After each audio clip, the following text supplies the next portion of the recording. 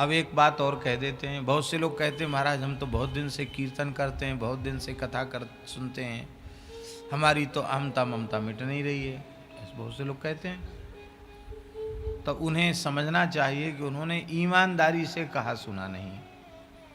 यदि वे ईमानदारी से कहते सुनते, ईमानदारी से कहना सुनना क्या, एक तो कहने सुनने के लिए कहना सुनना है, और एक इसलिए कहना सुनना है कि अबलो नसानी राम अवना नसे हों, अब तक जो हुआ सो हुआ, अब नया सवेरा हमारे जीवन में आएगा, अब हमें अपने जीवन को बदलना है, ऐसा संकल्प करके सुना जाएगा तो ये लाभ हो जाएगा।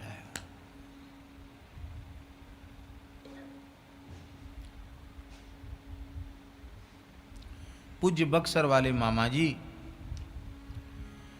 अनंत श्री संपन्न श्री नारायण दास जी भक्तमाली जी एक कथा सुनाते थे।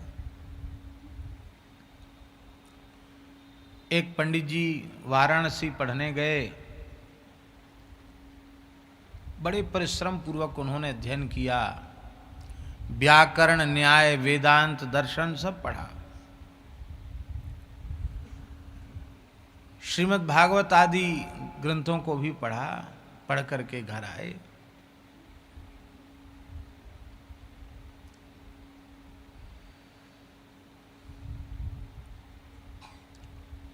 अब कुछ दिन में ब्याह हो जाता, अभी तो घर समावर्तन करके आए ही थे।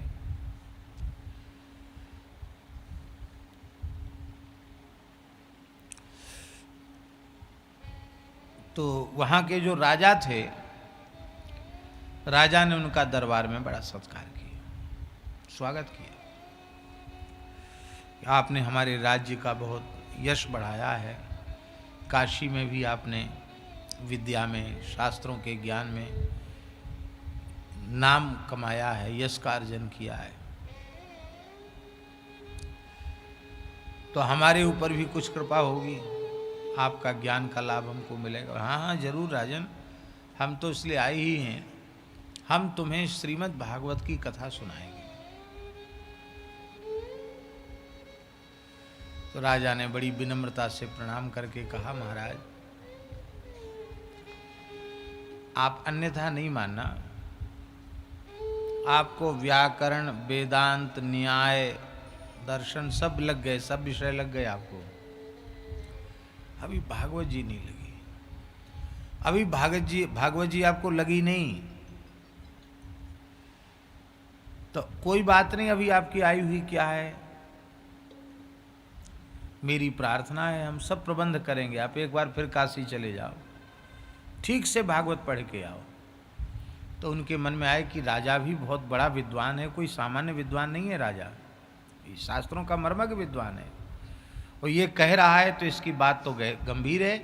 विद्यावताम भागवते परीक्षा, विद्वानों का प्रश्न पत्र है भागवत, ठीक कह रहे हो है। बोले ठीक है, फिर एक आवृत्ति फिर पढ़े आते हैं, पढ़ भी आएंगे पढ़ा भी आएंगे, पढ़ाने से फिर विषय पक्का हो जाता है।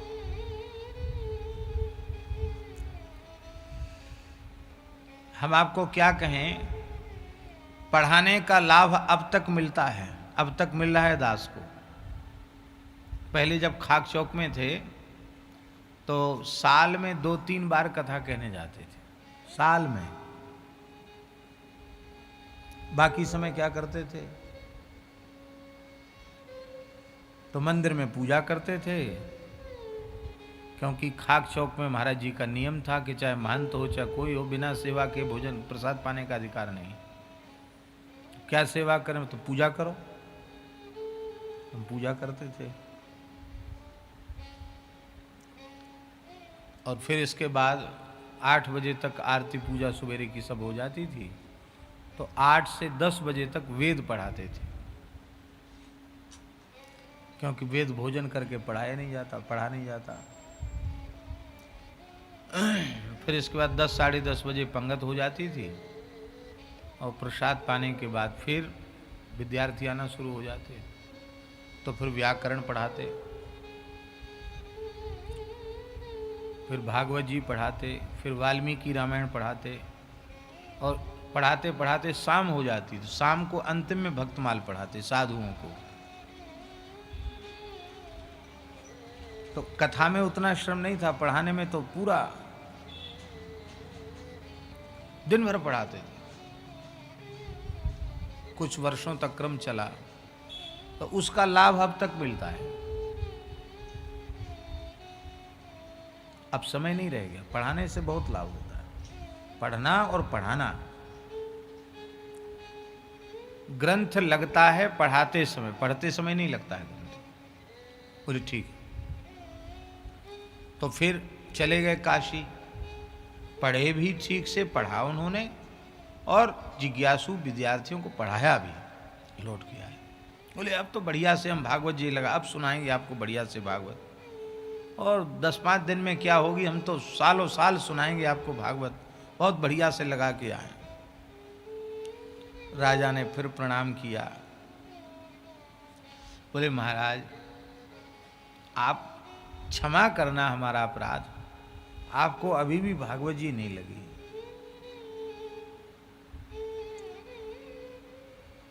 थोड़ा अंतर्मुख होकर के एक आवृत्ति और कर लो।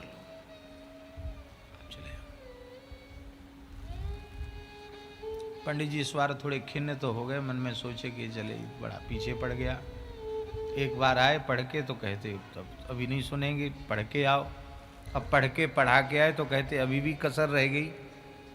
तो चलो कोई बात नहीं, एक बार और चले जाते हैं। तो गंगा जी के किनारे एक एक श्लोक बोल करके, उच्चारण करके गंगा जी को सुनाने लगे।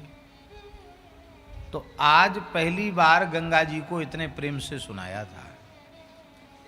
तो सुनाने में जैसे ही द्वितीय स्कंध में सुखदेव जी महाराज के वो भाव जब नेत्रों के सामने आए, सोई संसार, एक क्षण में संसार छूट गया।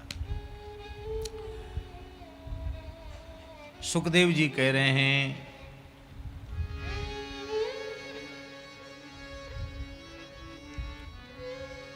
सत्यां क्षितौ किम कशिपो प्रयासै बाहुवौ स्वसिद्धे युपवर्हणै किम सत्यंजलौ किम पुरुधान्न पात्र्या दिग्वल्कलादौ सति किम दुकूलैः। भगवान की बनाई हुई धरती मौजूद है, तो बिस्तर की और खटिया की, चारपाई की, तखत की क्या जरूरत है। भगवान के द्वारा दिए हुए हाथ मौजूद हैं, तो तकिया की क्या जरूरत है, हाथ से ही तकिया बना लो। कितना बढ़िया तकिया है, बहुत ऊंचा लगाना तो ऐसे कर लो, और छोटा करना ऐसे कर लो, बीच का करना तो ऐसे कर लो। इतने तकिया लेके नहीं चल सकते, पर ये इतना बढ़िया तकिया है, जैसा चाहो वैसा। अंजलि है तो बर्तन की क्या जरूरत है, करपात्री हो जाओ। दिग्वल्कलादौ, दिशाएं ही वस्त्र हैं, तो बहुत मूल्यवान कपड़ों की क्या आवश्यकता है। मान लो कोई कहे कि हम ऐसे वैराग्यपूर्ण रहनी से नहीं रह सकते, तो कहते हैं कि चीराण किम पथिन संति, क्या परित्यक्त वस्त्र, फटे पुराने चिथड़े नहीं मिल जाते हैं, उनको धो करके जमुना जी गंगा जी के जल में उनको गुदड़ी बना लो उनकी। क्या इन वृक्षों ने भिक्षा देनी बंद कर दी है? क्यों किसी के द्वार पर जाते हो, कंदमूल फल खा करके, पत्ता खा करके रह जाओ।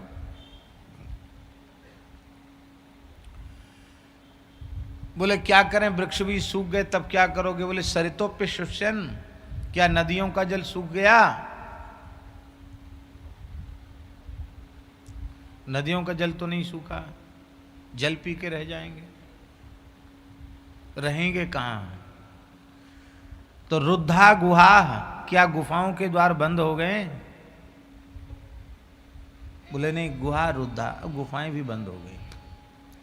तो किम अजिता उपसन्नान न अवति, क्या अजित भगवान ने शरणागतों की रक्षा का व्रत छोड़ दिया है क्या? शरणागतों की रक्षा का व्रत तो भगवान ने छोड़ा नहीं है। तो कस्मात् भजन्ति कवयो धन दुर्मदान्धान, फिर ये विद्वान पुरुष धन के मद में जो मतवाले हो रहे हैं, ऐसे लोगों का भजन क्यों करते हैं, भगवान का भजन क्यों नहीं करते? कितनी बार पढ़ा था, कितनी बार पढ़ाया था, पर आज जब अंतर्मुख होकर के गंगा जी को सुनाया तो इन 2 श्लोकों को पढ़ते ही निश्चय कर लिया कि हमारे पिताजी को तो संसार आगे बढ़ाना है और भाई बंद हैं ही, अब लौट के क्या जाना, राजाओं से अब क्या लेना देना। अब राजा को सुनाते, को दक्षिणा लेते, दक्षिणा घर में काम आती, वो धंधा पानी चलता, घर का गृहस्थ आश्रम का खर्च चलते, ये प्रयोजन था। अब अपने को जाना ही नहीं। कस्मात भजन्ति कवयो धन दुर्मदान धान।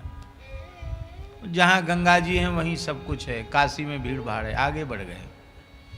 गंगा किनारे एक मिट्टी की गुफा खोद करके उसी में प्रेम से गंगा किनारे रह करके और बस गंगा जी में स्नान करते, गंगा जल पी लेते और रो रो करके गंगा जी को ही भागवत जी के श्लोक सुनाते। और कोई आकर वहीं कुछ भिक्षा दे जाता तो पा लेते, नहीं दे जाता तो गंगा जल पी के रह जाते। तो राजा ने कहा कि पंडित जी आए नहीं, हर बार तो 4-6 महीने में, साल भर में भागवत जी लगा के आ जाते थे, इस बार आए नहीं, क्या हुआ? पता करो भाई क्या हुआ। तो व्यक्ति भेजा गया, उसने पता लगाकर बताया, बोले महाराज अब तो वो किसी से बोलते ही नहीं, किसी की तरफ देखते ही नहीं, काशी में भी नहीं रहते, काशी से दूर गंगा किनारे कहीं रहते हैं, एक मिट्टी की गुफा है उसी में रहते हैं और बस दिन भर गंगा जी को भागवत जी के श्लोक सुनाते हैं, रोते रहते हैं, किसी से कोई संपर्क संबंध भी नहीं है। कभी कुछ आ गया तो खा लेते हैं, नहीं तो ऐसे ही जल पी के रह जाते हैं। राजा विद्वान था, भक्त था, उसने कहा कि अब लगता है कि भगवान की कृपा से पंडित जी को भागवत लग गई, कथा लग गई, भागवत लग गई। तो अब भागवत लग गई तो अब हमें जरूर भागवत सुननी चाहिए। ध्यान में आई बात? जिसको भागवत लगी ही नहीं उससे क्या भागवत सुनी जाए? तो राजा बोला इसलिए हम नहीं सुन रहे थे कि अभी तक उनको भागवत लगी नहीं थी, अब लग गई तो अब हम सुनेंगे। तो भागवत जिसको लग जाए उससे सुनने की भी विधि है, कैसे सुननी चाहिए? तो जैसे परीक्षित जी ने सुनी वैसे सुनेंगे। तत्काल उसने अपने पुत्र को राज्य दे दिया और एक वस्त्र धारण करके राजा अपने नगर से पैदल चल करके काशी होता हुआ गंगा किनारे पहुंचा, साष्टांग प्रणाम किया, बोले महाराज अब आपको भागवत जी लग गई है, अब आप कृपा करके भागवत सुनाओ। बोले अब हमको नहीं सुनानी। क्यों? पहले आपको सुनाते तो आपसे कुछ सम्मान मिलता, धोती कपड़ा लत्ता मिलता, सोना चांदी मिलता, कुछ दक्षिणा भेंट विदाई मिलती, अब इसकी आवश्यकता मुझे रही नहीं। अब हम लोग गंगा जी को सुना करके खूब सुख का अनुभव कर रहे हैं। इसलिए तुम काशी में पंडितों की कमी नहीं है, कहीं चले जाओ सुनो। राजा ने कहा इसलिए तो हम आए हैं, यही तो हम निवेदन कर रहे थे कि भागवत लगना तब सफल है जब शरीर संसार से पूर्ण वैराग्य हो जाए और भगवान के चरणों में अनुराग हो जाए। अब आपको भागवत लग गई है, अब हम आपसे सुनेंगे। हम भी सब कुछ त्याग कर आए हैं, अब हम दक्षिणा नहीं देंगे आपको, अब हम अपने आप को ही दक्षिणा के रूप में अर्पित करने आए हैं। आज से आप मेरे सद्गुरु हुए, मैं आपका चरणों का सेवक हुआ। ऐसी कथा लग जाए, ईमानदारी से भागवत जी की कथा लग जाए तो बाबा जी तो पक्का हो जाएगा। कहने वाले को लग जाए, सुनने वाले को लग जाए, संसार तो छूट ही जाएगा, पक्का है। आप लोग अन्यथा नहीं मानना, हमारे पास पढ़ने वाले जितने भागवत पढ़ने वाले प्रायः जितने विद्यार्थी थे सब बाबा जी हो गए। एक बार तो ऐसा हो गया जितने पढ़ने वाले थे ज्यादा समय तो सबके सब विरक्त हो गए, अच्छे भजनानंदी। एक बार तो ये हल्ला हो गया कि भैया उनके पास पढ़ने ही आना, घर के काम के नहीं रहोगे। हम थोड़ी किसी को प्रेरणा दे तुम बाबा जी आ जाओ, किसी को नहीं कहते, कभी नहीं कहते। और किसी के कहने से ऐसा विचार भी नहीं करना चाहिए, वैसा अंतःकरण हमारा बन जाए। तो हम ये बात कह रहे हैं कि यदि कहने सुनने के बाद भी परिवर्तन नहीं हो रहा है, इसका मतलब है हम न ठीक से कह रहे हैं ना हम ठीक से सुन रहे हैं। इसके लिए हमें पश्चाताप होना चाहिए कि परिवर्तन क्यों नहीं।